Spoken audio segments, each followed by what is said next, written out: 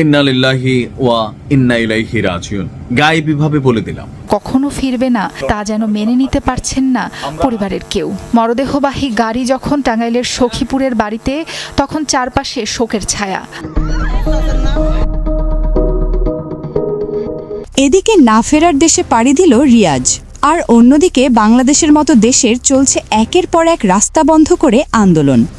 হঠাৎ করেই সামাজিক যোগাযোগ মাধ্যমে ছড়িয়ে পড়ে ঢালিউডের জনপ্রিয় চিত্রনায়ক রিয়াজ আহমেদের মৃত্যুর খবর। মুহূর্তেই সেই খবর ঘিরে ভক্ত অনুরাগীদের মধ্যে তৈরি হয় আতঙ্ক, উদ্বেগ আর নানান প্রশ্ন। অনেকেই বলছে এই অভিনেতা সত্যি মারা গিয়েছেন, আবার কেউ বলছে তিনি এখনও বেঁচে আছেন। কিন্তু প্রশ্ন হলো, তিনি যে অবস্থায় থাকেন না কেন, তিনি আসলে কোথায় আছেন এখন? এটি কিন্তু এখন বড় প্রশ্ন। এমন নানান প্রশ্নের উত্তর খুঁজতে ভিডিওটি দেখতে থাকুন, থাকছে বিস্তারিত। মঙ্গলবার দুপুরের পর থেকে বিভিন্ন সামাজিক মাধ্যম ও মেসেজিং প্ল্যাটফর্মে রিয়াজের মৃত্যুর খবর ছড়িয়ে পড়ে। অনেকেই শোকবার্তা জানাতে শুরু করেন, আবার অনেকে বিষয়টি নিয়ে বিভ্রান্তিতে পড়েন। চলেন এই চিত্রনায়ক রিয়াজের মৃত্যুকে ঘিরে নতুন একটি ভিডিও দেখে আসা যাক। একটি অত্যন্ত মর্মান্তিক তথ্য আপনাদের কাছে নিয়ে এসেছি যে অভিনেতা রিয়াজ আর কিন্তু বেঁচে নেই। অভিনেতা রিয়াজ যে এখনো সকলের মনে প্রাণে হৃদয়ে রয়েছেন, সেই অভিনেতা, যেই অভিনেতাকে আর খুঁজে পাওয়া যাচ্ছে না। উনি 15 থেকে 16 মাস ক্যামেরার আড়ালে রয়েছেন, এমনকি নিজে কিন্তু কোথায় রয়েছেন সেটা নিয়ে আর কেউ জানে না, সেটা নিয়ে কোনো খোঁজ খবর নেই। তবে শোনা যাচ্ছে যে উনি নাকি ইন্ডিয়াতে এসছেন, কিন্তু কথা হলো যে উনি আদৌ কি বেঁচে আছেন? উনি যদি বেঁচে থাকতেন তাহলে একজন এত বড় মাপের অভিনেতা কেন নিজেকে আড়াল করে নেবেন? কেন নিজে এমন এক জায়গায় লুকিয়ে আছেন? না উনি ক্যামেরার সামনে আসছেন, না উনি সর্বসম্মুখে এসে কোনো কথা বলছেন। কেন? উনাকে নিয়ে ওনার স্ত্রী কি বলছেন, মুখ খুলেছেন ওনার স্ত্রী কি বলছেন, চলুন আপনাদেরকে শোনাবো। এত বড় মাপের একজন অভিনেতা, যেই অভিনেতার সিনেমা, যেই অভিনেতার প্রত্যেকটা বলতে পারেন যে ওনার কাজ, ওনার অভিনয় মানুষকে এমনভাবে ছুঁয়েছে যে আজ মানুষ ওনার জন্য কান্না করছেন। শুধু কি তাই, 90-এর দশকের শেষ ভাগে চলচ্চিত্রে যাত্রা শুরু করে টানা প্রায় 2 দশক ঢালিউডের দাপটের সঙ্গে রাজত্ব করেছেন রিয়াজ। বাংলার নায়ক সিনেমার মাধ্যমে তার অভিষেকের পর উপহার দিয়েছেন অসংখ্য জনপ্রিয় ও ব্যবসা সফল চলচ্চিত্র। দর্শকদের কাছে তিনি পরিচিত হয়ে ওঠেন একজন নির্ভরযোগ্য নায়ক হিসেবে। রিয়াজের অভিনীত সর্বশেষ মুক্তিপ্রাপ্ত সিনেমা অপারেশন সুন্দরবন মুক্তির প্রায় 2022 সালের 23 সেপ্টেম্বর। এরপর আর কোনো নতুন কাজে তাকে দেখা যায়নি।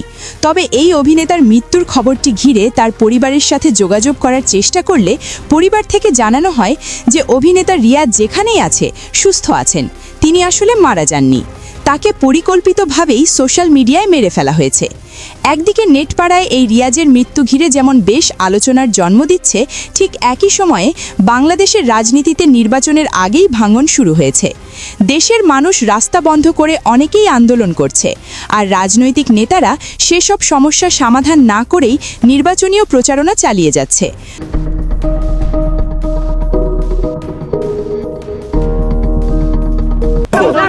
ওনাদের কাছে মানুষের জানের কোনো মূল্য নাই। আপনি আমার সাথে চলেন, আমার গাড়িতে। ভাই আমার গাড়িতে আমি তেল ভরে আপনাকে নিয়ে উল্টা পথে যাব। আপনি দেখেন কয়টা অ্যাম্বুলেন্স আছে, চলেন। একজন সাংবাদিকও নিব, চলেন। এনে টয়লেট করবো, কোন জায়গা করবো? তোরা ঘিরে রাখ, আমি এনে টয়লেট করবো। 1.5 ঘন্টা ধরে আমার হাসপাতালে রোগী এন্ডোজ করেছে, খাবার খাওয়াবো। ভাই প্রচুর টয়লেট চাইছে আমার, আমি টয়লেট ফিরবার যাইতে পারতেছি না। আমি মানসিকভাবে ক্ষতিগ্রস্ত হচ্ছি, শারীরিকভাবে ক্ষতিগ্রস্ত হচ্ছি, অর্থনৈতিকভাবে ক্ষতিগ্রস্ত হচ্ছি। হাসপাতাল থেকে আজকে রিলিজ না করতে পারলে কালকেও হাসপাতালে আমাকে বিল দিতে হবে। এই কি তাহলে বাংলাদেশের আসল রাজনীতি? দেশের মানুষ অন্তর্বর্তীকালীন সময় থাকাকালীন সময়ও নির্বাচনের আগেই কেন জানি অসহায় হয়ে পড়েছে। একদিকে জনগণের আহাজারি কানেই যাচ্ছে না আগামীতে যারা নির্বাচন করবে। দেশের মানুষ একদিকে চিৎকার করে কান্না করছে, আর আগামী দিনের নেতারা যারা কিনা দেশের দায়িত্ব নেওয়ার জন্য মরিয়া হয়ে পড়েছে, তারা এই অসহায় মানুষদের চলাচল করতে এত পরিমাণ কষ্ট হচ্ছে, এই সব চোখেই পড়ছে না আগামী দিনের নেতাকর্মীদের। হায় রে বাংলাদেশের রাজনীতি! দল বল নিরবিশেষে এই দেশের মানুষ আসলেই ভালো নেই, তাই তো অনেকেই বলছে আমাদের হাসিনাই ভালো ছিল। আমার হাঁকা ঠিক মতো হইতে হইব, আমার শোয়ার জায়গা লাগবো, আমার নারী লাগবো, গাড়ি লাগবো, এত দাবি ইউনুস পূরণ করছে।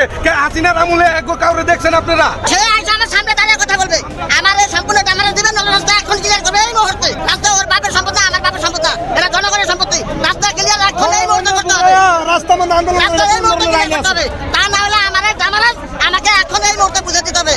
শেষমেশ আজ বলতে চাই, এই বাংলাদেশের মারাত্মক অভিনেতা চিত্রনায়ক রিয়াজ গুজব নয়। যদি আবার সত্যি মারা যায় এই দেশে কিংবা দেশের বাইরে, তাহলে কি তার জানাজা থেকে শুরু করে দাফন কার্যক্রম এই দেশের মাটিতে করতে দিবে কিনা এই জুলাই যোদ্ধারা? এই বিষয়ে আপনাদের মূল্যবান মতামত আমাদেরকে কমেন্ট করে প্রকাশ করতে ভুলবেন না। ধন্যবাদ।